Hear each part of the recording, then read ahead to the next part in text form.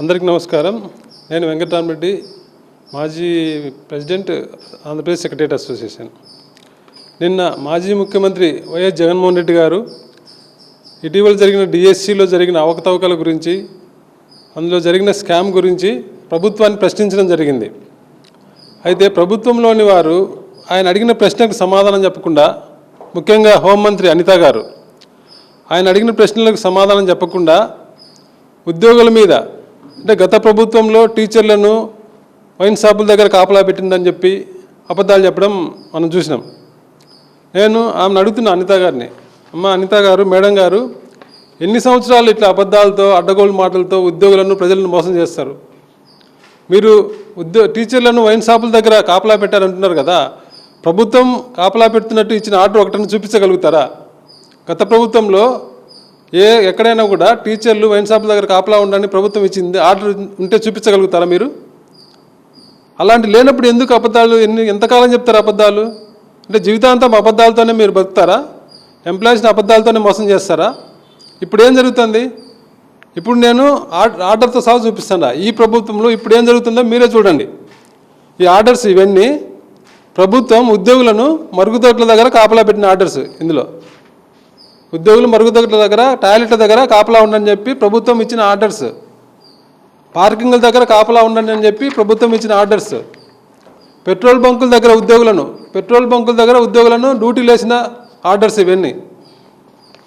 Ration షాపులు అంటే గత ప్రభుత్వం ఇంటింటికి రేషన్ పంపించే విధానం తీసుకొచ్చే దాన్ని ప్రభుత్వం రద్దు చేసి ఉద్యోగులను, సచివాలయ ఉద్యోగులు ఇంటింటికి వెళ్ళి రేషన్లు పంచండి అని చెప్పి ప్రభుత్వం ఇచ్చిన ఆర్డర్స్ ఇవన్నీ. ఇట్లా మీరు ఆర్డర్స్ ఇచ్చి ఉద్యోగులను ఇంత అడ్డగోలు పనులు చేపిస్తా గత ప్రభుత్వం మీద నిందలేస్తారా?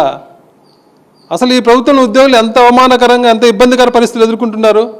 ఉద్యోగుల మీద దాడి జరిగితే ఉద్యోగి పోలీస్ స్టేషన్కి వెళ్తే పోలీసులు ఏం చెప్తున్నారు? నువ్వు కంప్లైంట్ విత్డ్రా చేసుకోకపోతే నువ్వే ఆ ఇంట్లో ఆడవాళ్ళతో నువ్వు మిస్బిహేవ్ చేసినావు, ఇంట్లో ఆడవాళ్ళను ఇబ్బంది పెట్టినావు అని చెప్పి నీ మీద రివర్స్ కేసు పెడతామని ఉద్యోగులు బెదిరిస్తారు. ఇవన్నీ జరిగినాయి. అంతదాకెందుకు? ఒక నటిమణి, ఆమె మీద దేశమంతా బ్లాక్మెయిల్ కేసులు ఉన్నాయి ఆమె మీద. అలాంటి ఆమె మీద కేసు పెడితే ఆ విషయంలో సీనియర్ ఐపీఎస్ అధికారులను, డీజీపీ స్థాయి అధికారిని జైలుకి పంపించిన ఘనత ఈ ప్రభుత్వానికి. అలాంటి మీరు ఉద్యోగుల గౌరవం గురించి, ఉద్యోగులకు గురించి మాట్లాడే అర్హత మీకుందా? అసలు ఈ ప్రభుత్వానికి ఉద్యోగుల గురించి, ఉద్యోగుల గౌరవం గురించి మాట్లాడే అర్హత ఉందా? ఒక పక్క ఉద్యోగులను తడిగుడ్డతో గొంతు కోస్తూ మరొక పక్క సానుభూతి నటించుతారు. మీ నటన ఆపండి. మీరు ఏం చేస్తున్నారో ఉద్యోగులు అందరికీ తెలుసు.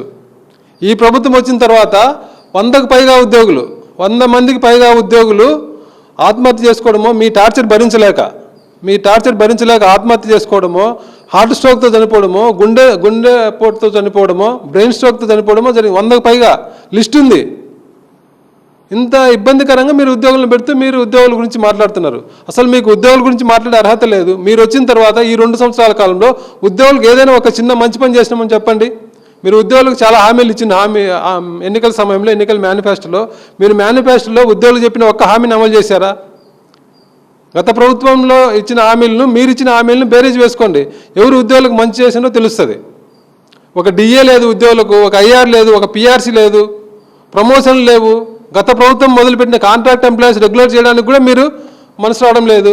దాంట్లో కూడా మళ్ళీ మీరు ఇప్పుడు డిఎస్సి పోస్టులు ఎలాగైతే అమ్ముకున్నారో ఆ పోస్టులకు కూడా గత ప్రభుత్వం మొదలుపెట్టి కాంట్రాక్ట్ ఎంప్లాయీస్ రెగ్యులర్ చేసి మొదలు పెడితే ఆ కంప్లీట్ చేయడానికి దానికి కూడా ఒక్కొక్కరి దగ్గర 1,00,000 వసూలు చేస్తారు. కంప్లీట్ రెగ్యులర్ చేస్తాం, కాంట్రాక్ట్ ఎంప్లాయీస్ రెగ్యులర్ చేస్తామని చెప్పి ఒక్కొక్క ఉద్యోగి దగ్గర 1,00,000 వసూలు చేస్తామని మీ పేపర్లే రాసినాయి, వేరే పేపర్లు కాదు. ఆంధ్రజ్యోతి పేపర్లోనే వచ్చింది. ఈనాడు పేపర్లో, ఆంధ్రజ్యోతి పేపర్లోనే ఒక మంత్రి గారు మిగతా ఎవరు కలిసి ఒక్కొక్క ఉద్యోగి దగ్గర 1,00,000 వసూలు చేస్తున్నారు, 20 కోట్ల దగ్గర వసూలు చేసిందని చెప్పి మీ పేపర్లో వచ్చింది.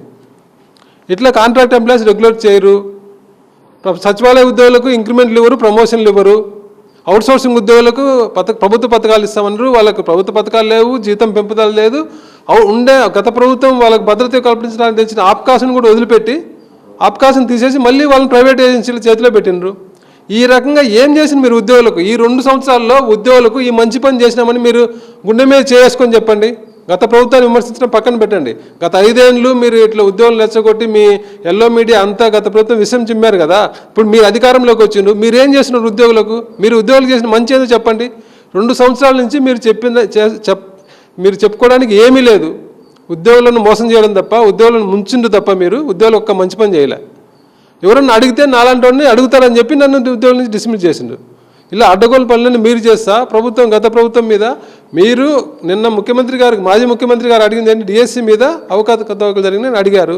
దానికి మీ దగ్గర సమాధానం ఉంటే చెప్పండి, లేదంటే కాముకుండండి. అంతేగాని దాన్ని కూడా ఉద్యోగులు అడ్డు పెట్టుకొని ఎదురుదాడి చేయడం, మా ద్వారా మమ్మల్ని అడ్డు పెట్టుకొని ఎదురుదాడి చేయాలనుకోవడం అనేది కరెక్ట్ కాదు.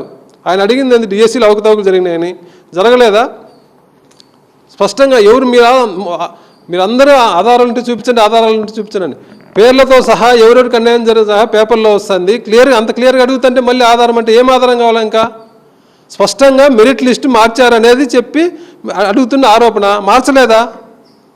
కృష్ణా జిల్లాలో ఫస్ట్ ర్యాంక్ అనే మెరిట్ లిస్టులో లేదు. మెరిట్ లిస్ట్ తీసేసింది మీరు. అది అవకతవక కదా? అది అవకతవక కాదా? ఆయనకు ఉద్యోగం ఇవ్వకపోతే అది వేరే విషయం. మెరిట్ లిస్ట్ నుంచి ఒక ఉద్యోగిని ఎట్లా తీసేస్తారు మీరు? మెరిట్ లిస్ట్ మార్చిన దానికి ఇదే ఉదాహరణ. మా మెరిట్ లిస్ట్ మీరు నెట్లో పెట్టి మళ్ళీ ఎందుకు తీసేసిండ్రు, మళ్ళీ పెట్టిండ్రు, మళ్ళీ ఎందుకు తీసేసిండ్రు? స్పష్టంగా కనపడుతుంది అది. స్పోర్ట్స్ పాలసీ మార్చిండ్రు. స్పోర్ట్స్ పాలసీ మార్చి ఏం చేశారు మీరు? గతంలో స్పోర్ట్స్ కోటా కింద సెలెక్ట్ అవ్వాలన్నా కూడా ఎగ్జామ్ రాయాలి. అలాంటిది మీరు ఎగ్జామ్ లేకుండా ఎగ్జామ్ విధానాన్ని తీసేసిండ్రు. ఎందుకు తీసేసిండ్రు అంటే ఆ డిఎస్సి వరకు తీసేసి మళ్ళీ తీసుకొచ్చిండ్రు. అంటే ఓన్లీ డిఎస్సి వరకే, ఎగ్జామ్ లేకుండా ఎవరికైనా ఇచ్చే విధానాన్ని మీరు స్పోర్ట్స్ కోటాలో తెచ్చిండ్రు. ఎట్లా తెచ్చిండ్రు? అసలు డిఎస్సికే అవసరం అది. ఎందుకంటే డిఎస్సి అంటే పిల్లలకు చదువు చెప్పే ఉద్యోగం, అది టీచర్ ఉద్యోగం. ఇప్పుడు నీకు స్పోర్ట్స్లో బాగా చదివినోడు వచ్చి మ్యాథ్స్ చెప్పగలడా? బాగా చదివినోడు వచ్చి ఫిజిక్స్ చెప్పగలడా? బాగా ఆట ఆడేవాడు, క్రికెట్ ఆడేవాడు వచ్చి కెమిస్ట్రీ చెప్పగలడా? వాళ్ళకి మినిమం నాలెడ్జ్ ఉండాలి కదా. మినిమం నాలెడ్జ్ ఉండాలంటేనే ఎగ్జామ్ పెట్టేది. మినిమం నాలెడ్జ్ ఉందా లేదా తెలుసుకోవడానికి. అలాంటి ముఖ్యమైన దానికే మీరు ఎగ్జామ్ తీసేసి మీరు అడ్డగోలుకి ఇచ్చుకోవడానికి కదా ఇవన్నీ తీసేసిండ్రు. ఈ స్పోర్ట్స్ పాలసీ తెచ్చిండ్రు. వీటి మీద మీ దగ్గర సమాధానం ఏముంది? వీటికి సమాధానం చెప్పకుండా ఉద్యోగుల గురించి, ఉద్యోగులకు మీరు ఏదో చేసినట్టు నటించడం మానండి. మీరు ఉద్యోగులకు చేయాల్సినట్టు ఇప్పటికైనా ఉద్యోగులకు ఇచ్చిన హామీలన్నీ అమలు చేయండి. అప్పుడు ఉద్యోగులు సంతోషిస్తారు. అంతేగాని మీరు చేసిన తప్పులన్నీ కప్పిపుచ్చుకోవడానికి ఉద్యోగులు వాడుకోవడం అని చెప్పి మీ ద్వారా విజ్ఞప్తి చేస్తున్నా. Thank you.